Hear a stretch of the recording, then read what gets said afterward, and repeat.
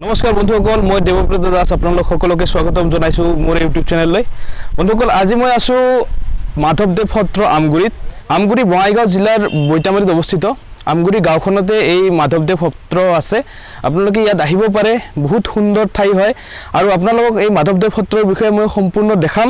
তো ভিডিঅ'টো লাষ্টলৈকে চাব আৰু এই ভিডিঅ'টো যদি আপোনালোকক ভাল লাগে তেনেহ'লে লাইক এটা কৰি দিব আৰু মোৰ চেনেলটো ছাবস্ক্ৰাইব কৰি দিব। তো বলক আজিৰ ভিডিঅ'টো আৰম্ভ কৰোঁ।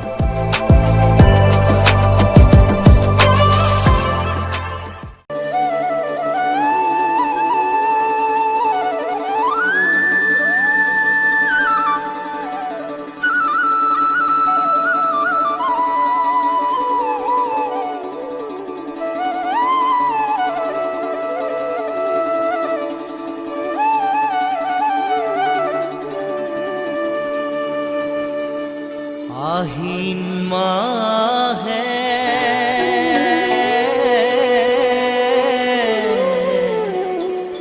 পূৰ্ণ ভৈলা দশ মাস মাতয় অনন্তৰে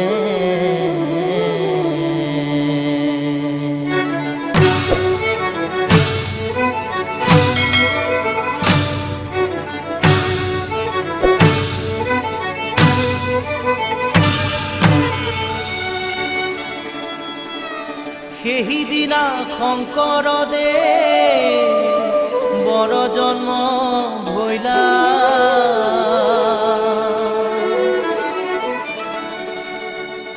আৰ শুকুনা দশমী তিথি হইল শুক্ৰবাৰ। যেতিয়া শংকৰদেৱ কোচবিহাৰত ৰজা নৰনাৰায়ণৰ তাতে আছিলে, সেই সময়ত মাধৱদেৱে বৃন্দাবনী বস্ত্ৰ বোৱাৰ বাবে বৰপেটালৈ আহিছিল আৰু কোচবিহাৰলৈ উভতি যোৱাৰ পথত বৈতামাৰী অঞ্চলৰ আমগুৰি গাঁৱৰ ক্ষুদ্ৰা পাটগিৰিৰ ঘৰত জিৰণি লৈছিল আৰু তেতিয়াই এই গাঁৱৰে ধৰ্মপ্ৰাণ ৰাইজৰ সহযোগত এই ঠাইতে মাধৱদেৱে এই সত্ৰ স্থাপন কৰিছিলে।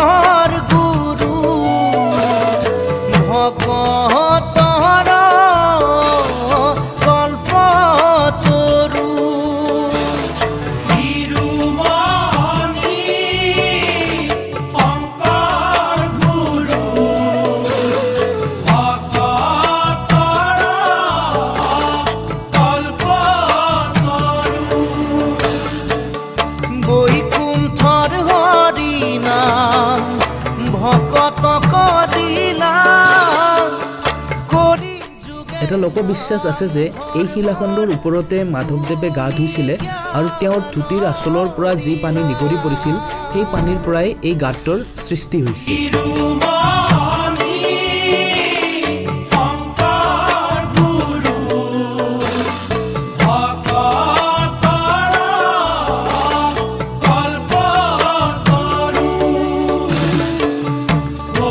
এয়া হৈছে সাঁচিপাতৰ পুথি।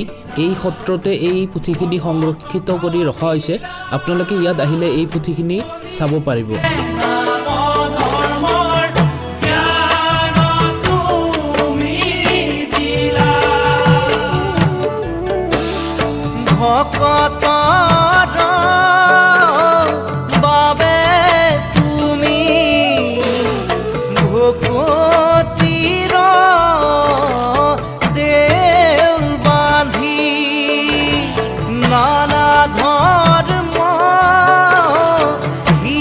এয়া হৈছে এই সত্ৰৰ গেষ্ট হাউচ।